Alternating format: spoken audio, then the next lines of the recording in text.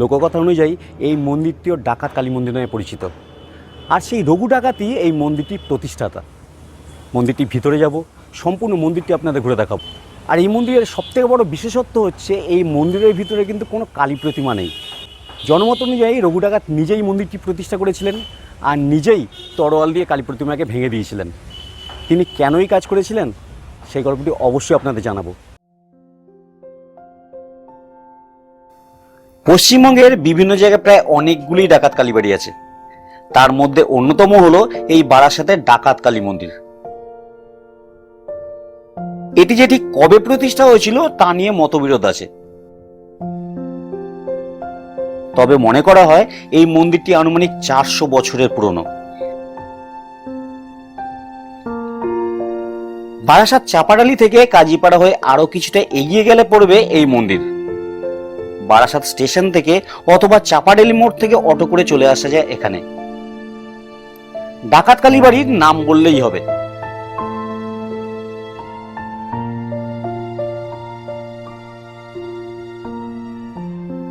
রাস্তার পাশে প্রকাণ্ড বটগাছের নিচে জরাজীর্ণ দেহ আর রোমহর্ষক স্মৃতি নিয়ে দাঁড়িয়ে আছে এই কালী মন্দির, যা লোকমুখে ডাকাত কালী মন্দির নামেই পরিচিত।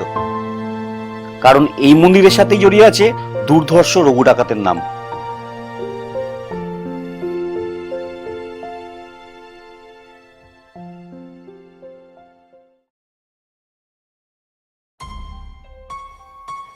রঘু ডাকাত এবং তার ভাই বিধু ডাকাত দুজনেই ডাকাতি করতে যাওয়ার আগে এই মন্দিরে মাতৃ আরাধনা করত।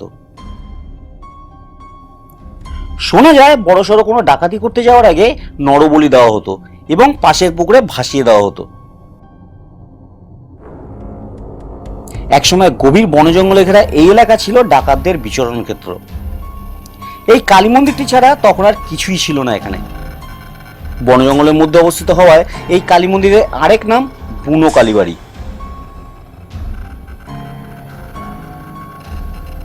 রঘু ডাকাতের বিশ্বাস ছিল যে মা কালীর আশীর্বাদে তাকে কেউ কোনোদিন ধরতে পারবে না, তাই মা কালীর আরাধনায় কোনো রকম ত্রুটি সে রাখত না। অষ্টধাতুর প্রতিমাকে কালী রূপে পুজো করতেন তিনি।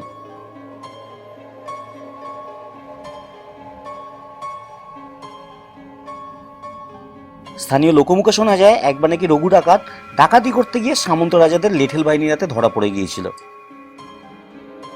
সেই জন্য রাগে তলোয়ার দিয়ে কালী মূর্তি ভেঙে দিয়েছিল রঘু ডাকাত নিজেই।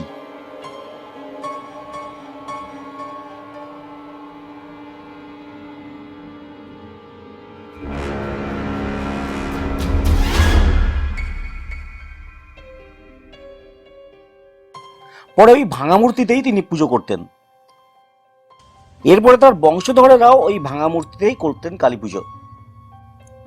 পরবর্তীতে সেই অষ্টধাতুর মূর্তি চুরি হয়ে গেলে আর কেউ মূর্তি স্থাপনের সাহস দেখায়নি।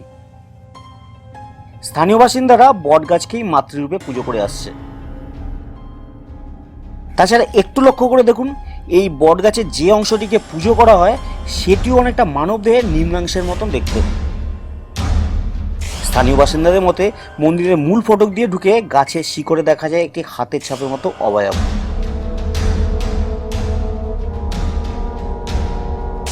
আর আছে নাভির চিহ্ন। স্থানীয়দের মতে যতদিন যাচ্ছে এই হাতের ছাপ এবং নাভির চিহ্ন আরো বেশি করে সুস্পষ্ট হচ্ছে।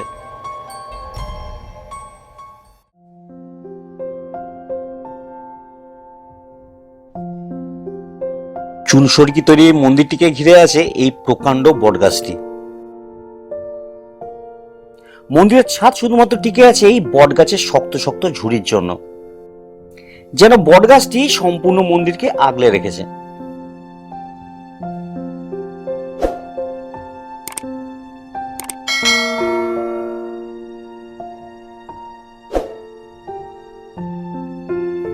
আমফান বা ইয়াসের মতো ভয়ঙ্কর সাইক্লোনও কিচ্ছু করতে পারেনি এই মন্দিরের।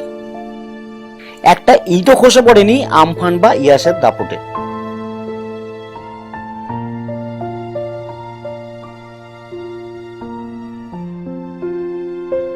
আপাত দৃষ্টিতে ভগ্নপ্রায় মনে হলেও আসলে কিন্তু তা নয়। আর এখানেই তো মায়ের লীলা।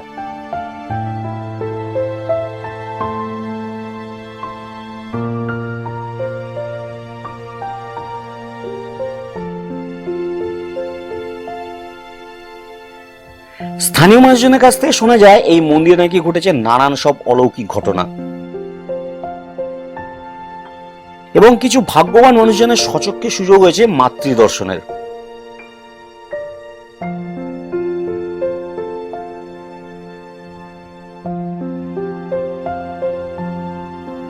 প্রতি অমাবস্যা এবং মঙ্গলবারে বিশেষ পুজোর আয়োজন করা হয়।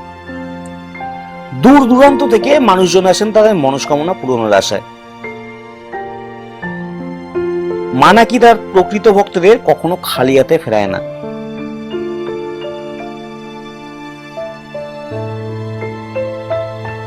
সম্প্রতি পৌরসভার তরফ থেকে মন্দিরের সামনের অংশটি বাঁধিয়ে দেওয়া হয়েছে এবং মন্দিরের চারিদিকে গ্রিল বসানো হয়েছে। পাশেই আছে একটি শিব মন্দির।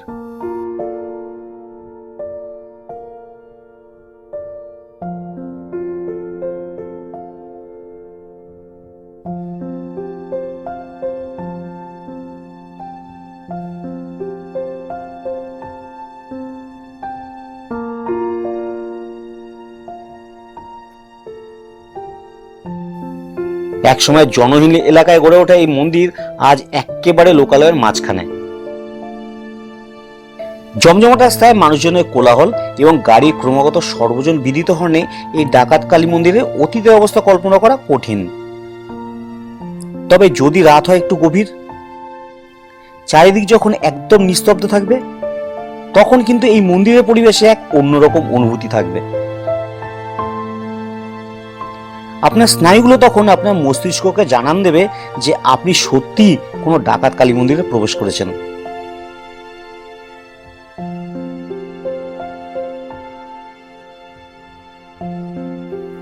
স্থানীয় বাসিন্দারা আজও তাদের সাধ্যমতো যথেষ্ট রক্ষণাবেক্ষণ করে থাকেন এই ডাকাত কালী মন্দিরের।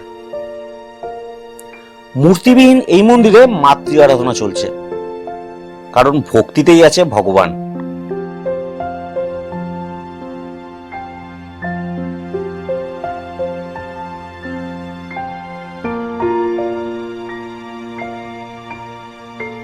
সবাই ভালো থাকবেন।